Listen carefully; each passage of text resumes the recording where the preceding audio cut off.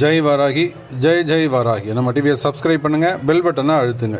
உலகம் முழுவதும் வாழக்கூடிய அன்பு பக்தர்களே, முதல்ல அவங்க எல்லாருக்கும் இனிய ஆங்கில புத்தாண்டு நல்வாழ்த்துக்கள். Happy new year. புது வருஷம் பிறந்திருக்கிறது. இந்த புது வருஷத்தில் முதல் மாதம் ஜனவரி மாத ராசி பலன்கள் எப்படி இருக்குன்னு பார்ப்போம். இந்த ஜனவரி மாதத்தை பொறுத்தவரையில் மாதம் போகிறதே தெரியாது. காரணம் என்னன்னு கேட்டிங்கனாக்கா, மார்கழியில் ஒரு 10 நாள் போயிடும். இந்த பக்கம் திரும்பி பார்க்கறதுக்குள்ளே பொங்கல் ஒரு 4 நாள் ஜம்முன்னு கோலாகலமாக போகும். ஊருக்கு போகிறது வருது ரொம்ப மனசு மகிழ்ச்சியாக இருக்கும். மகிழ்ச்சியாக அந்த வருஷம் எப்பொழுதுமே ஆரம்பிக்கின்ற பொழுது ரொம்ப குதூகலமாக அந்த வருஷம் அந்த ஃபஸ்ட்டு மந்த் எப்படி இருக்கோ அதுபோல் தான் அந்த மீதி 11 மாதங்களும் இருக்கும். ஆகையினால் இந்த ஜனவரி மந்த்து உங்கள் எல்லாருக்கும் சிறப்பாக அமையட்டும். சிறப்பாக அமையணும்னா என்ன செய்யணும்? அப்போ உங்கள் எல்லாருடைய ஜாதகமும் கிரக அமைப்புகளும் அது சிறப்பாக இருக்கணும். அப்போது பிளானட்ஸுடைய அமைப்பு ஜனவரி மாதம் எப்படி இருக்குது? கும்பத்தில் சனி பகவான் பெயர்ச்சி அடைந்து அமைந்திருக்கிறார். இந்த சனி பெயர்ச்சி திருக்கணித பிரகாரம் 1 வருஷத்துக்கு முன்னாடியே நடந்துடுச்சு. அப்புறம் பாக்கிய பிரகாரம் இப்போ நடந்திருக்கு. ஆக சனி பகவான் பெயர்ச்சி அடைந்து 2 பஞ்சாங்கத்தின்படியும், வாக்கிய பஞ்சாங்கம் திருக்கணித பஞ்சாங்கம் 2 பஞ்சாங்கத்தின்படியும் பெயர்ச்சி அடைந்து கும்பராசியில் நார்மல் பொசிஷன், வக்கரம் எதுவும் கிடையாது, நார்மல் பொசிஷனில் உட்காந்துருக்கார். அட் த சேம் டைம் இங்கே பார்த்தீங்கன்னா குருவுடைய வீட்டில் ராகு, மீனத்தில் ராகு, அதே போல் மேஷத்தில் செவ்வாயுடைய வீட்டில் குரு பகவான் அமைந்திருக்கிறார். இந்த மாதம் ஜனவரி மாதம் ஒரு பெரிய விசேஷம் என்னன்னு கேட்டிங்கனாக்கா, குருவுக்கு வீடு கொடுத்த செவ்வாய் குருவுடைய வீட்டில் போய் உட்கார்ந்துருக்கிறார். அப்போ குருவும் செவ்வாயும் பரிவர்த்தனை யோகம் பெறுகிறார்கள். அப்போ அந்த பரிவர்த்தனை யோகம் என்பது ஒரு சிறப்பான யோகம். குரு மங்கள யோகம்னு சொல்லலாம். நிறைய பேருக்கு பணங்காசுகள், மங்கள விசேஷங்கள், மெயினாக திருமண தடைகள், திருமணங்கள், மங்கள நிகழ்ச்சிகள், பொண்ணு வயசுக்கு வர்றது, காது குத்துறது, மொட்டை அடிக்கிறது, கருத்தரிக்கிறது, அந்த மாதிரி நிறைய மங்கள விசேஷங்கள்லாம் இந்த மாதம் நிறைய ஜாதகங்களுக்கு நடைபெறும். அதிர்ஷ்டசாலிகளாக இருப்பார்கள். மாங்கல்ய தாரணம், கல்யாணம் ரொம்ப சிறப்பாக இருக்கும், ஏற்பாடாகலாம், அல்லது ஒரு உறுதிப்படுத்தலாம், நிச்சயப்படுத்தலாம், இல்லை வீட்டில் பெற்றோர்கள் ஒத்துக்கலாம். அந்த மாதிரியான விஷயங்கள்லாம் நிறைய நடக்க போகுது. அதே போல் இந்த குருமங்கள யோகத்தை பார்த்தீங்கன்னாக்கா 1-5-9 திரிகோண தொடர்பும் அதில் இருக்குது. இதோட இன்னொரு விசேஷம் என்னென்னு கேட்டிங்கனாக்கா, சூரியன் புதன், சூரியன் செவ்வாய், இதனால் என்ன ஆகும் அப்படின்னு கேட்டிங்கன்னா, இந்த சூரியன் செவ்வாய் குருவுடைய வீட்டில் உட்கார்ந்துருக்கிற காரணத்தினால அரசாங்கத்திற்கு ஒரு நல்ல பேர் கிடைக்கும். அரசு அதிகாரிகளானாலும் சரி தான், அல்ல அரசாங்கத்துக்கும் சரி தான், நாட்டுக்கும் சரி தான், ஒரு நல்ல பேர் கிடைக்கிறதுக்கான வாய்ப்புகள் உண்டு. கொஞ்சம் அங்கங்கே ஒரு யுத்தங்கள், சின்ன சண்டை சச்சரவுகள், நல்ல சண்டை சச்சரவே இருக்கும், சின்னதாலாம் ஒன்றும் கிடையாது, நல்லா பெருசாகவே சண்டை சச்சரவுகள் ஏற்படுவதற்கான வாய்ப்புகள் உண்டு. இந்த குரு சூரியன் செவ்வாய் ஒன்றா இருக்கிறதுனால ஆர்மி சம்மந்தப்பட்டவர்கள் கொஞ்சம் ஜாக்கிரதையாக நடந்து கொள்ள வேண்டும். ஆனால் அவங்களுக்கெல்லாம் பதவி உயர்வுகள், நிறைய பணங்காசு வரவு அதெல்லாம் நடக்கிறதுக்கான வாய்ப்புகள் உண்டு. ஸோ இதெல்லாம் ஜென்ரல் பொசிஷன். உங்கள் ராசிக்கு எப்படி இருக்குது அப்படின்னு பார்க்கலாம் வாங்க. மகர ராசி என்பர்களே, இந்த மாதம் ஜனவரி மாதம் உங்களுக்கு எப்படி இருக்குன்னா, மகர ராசியை பொறுத்தவரையில் இப்போ தான் அவங்களுக்கு உண்மையான விடிவு காலம்.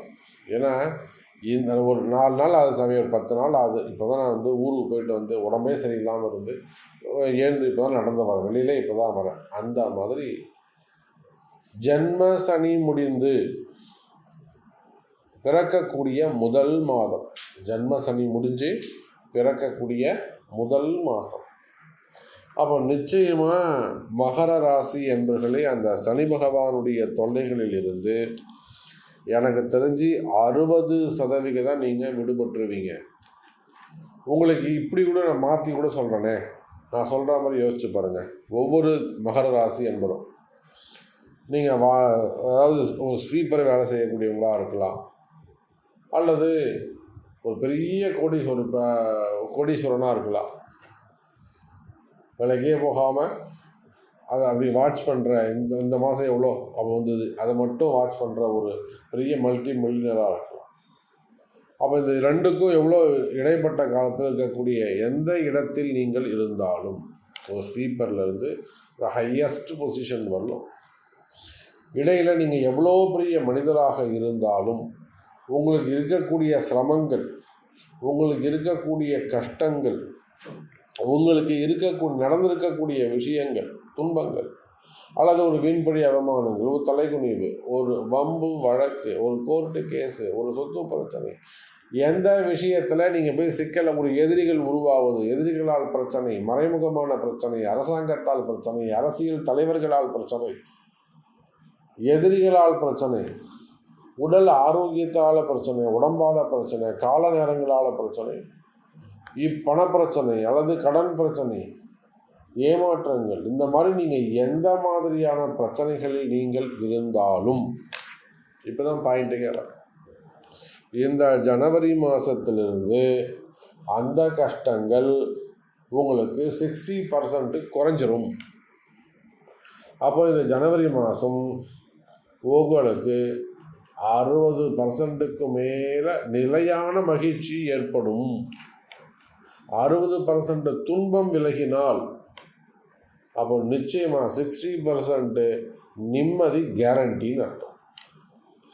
நிம்மதியான ஒரு புதிய எதிர்காலம் ஆரம்பம் மகர ராசி அன்பர்களே. அதான் சொன்னேன், உங்களுக்கு இருக்கக்கூடிய கஷ்டங்கள் எப்படிப்பட்டதாக வேண்டுமானாலும் இருக்காது, என்ன டிசைனில் வேண்டுமானாலும் இருக்கலாம், டிசைனாக இருக்கலாம்.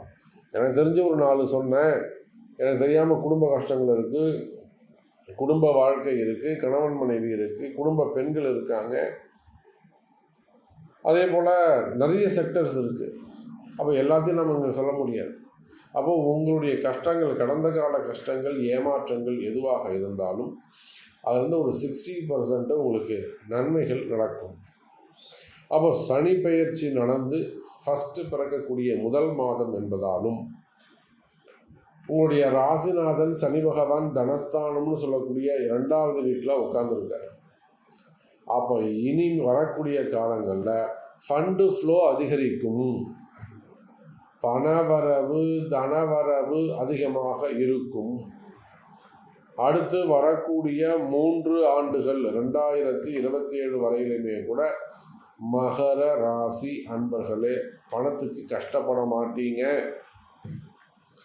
அதுக்காக நாளை காலை 30 கோடி ரூபாய் கடன் நாளை காலை தூங்கி எழுந்தோடனே அடைச்சிட முடியாது. கொஞ்சம் கொஞ்சமாக அடைக்கலாம், 3 வருஷத்தில் அடைக்கலாம், முடிச்சிடலாம். நீங்கள் இந்த கடன்லேருந்து நான் மீண்டு வருவனா சாமி அப்படின்னு கேட்டாக்கா முடியும்னு நான் சொல்லுவேன். புரியுதா? அதான் இந்த கணக்கீடுகளை நாம் புரிந்து கொள்ள வேண்டும். ஏன் எப்படி சொல்கிறேன்? தனாதிபதி தனஸ்தானத்தில் உட்காந்துருக்காரு. இதே தனுசு ராசிக்கு சொல்ல முடியுமா? தனுசு ராசிக்கு 2ல் சனி இருந்தார், அப்போ என்ன, அங்கே தனஸ்தானத்தில் சனி இருந்தாருன்னா அவனுக்கு பணம் வராதுன்னு அர்த்தம். அப்போ மகரத்துக்கு மட்டும் எப்படியாது? மகரத்துக்கு அவர் ராசி அதிபதி, புரியுதா? அந்த ராசிநாதன் தனஸ்தானத்தில் உட்காந்துருக்காரு. 2வது அவரே தனாதிபதியாக இருக்கார். கொடுத்துட்டு போகிறாரு. என் வீட்டுக்கு கொடுறா முதல்ல சொல்வார்ல.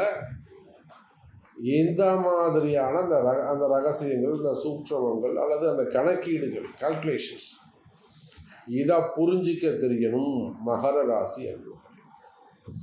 அப்போ தனவரவு இருக்கும், பணவரவு இருக்கும், பண தடைகள் விலகும், பணவரவுக்கான தடைகள் விலகும்.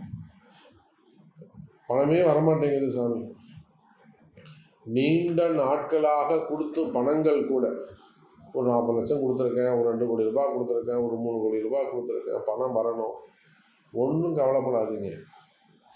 அந்த மாதிரி வராத பணங்காசுகள் கூட வந்து சேருவதற்கு வாய்ப்புகள் உண்டு மகர ராசி அன்பர்களே.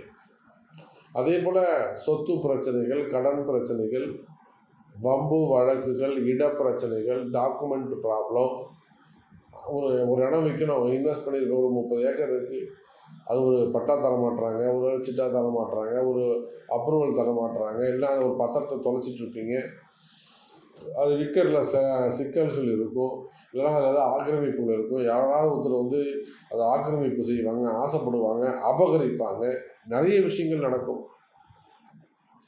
அந்த மாதிரியான பிரச்சனைகள் இருந்தாலும் டாக்குமெண்ட் எங்கே வச்சுட்டுன்னு தெரியல சாமி, ஏதோ ஒரு விஷயம் நடந்து போச்சு, ஒருத்தர் மறைச்சி வச்சுக்கிட்டாரு, எரிச்சிட்டாரு, அவர் பேரில் உயிர் எழுதிட்டாரு, என்ன வேணாலும் நீங்கள் சொல்லுங்கள், அந்த மாதிரியான மறைமுகமான பிரச்சனைகள் கூட விலகுவதற்கு வாய்ப்புகள் உண்டு. கவலை வேண்டாம். நடக்காத விஷயங்கள் கூட நன்மையாக உங்களுக்கு நடக்கும். மகர ராசி என்பர்களே, மகிழ்ச்சியான செய்தி, மகிழ்ச்சியான செய்தி. இதை விட உங்களுக்கு நன்மை வேற என்ன வேணும்? அப்போ வராத பணங்காசுகள், வராத சொத்துக்கள், வராத உறவுகள். என் பையன் பேசியே 2 வருஷமாக ஆகுது, 4 வருஷமாக ஆகுது. எங்கள் வீட்டுக்காரர்கிட்ட பேச மாட்டேங்கிறது, மனைவி பேசலாம், போனவங்க வரல, திரும்பி வரல.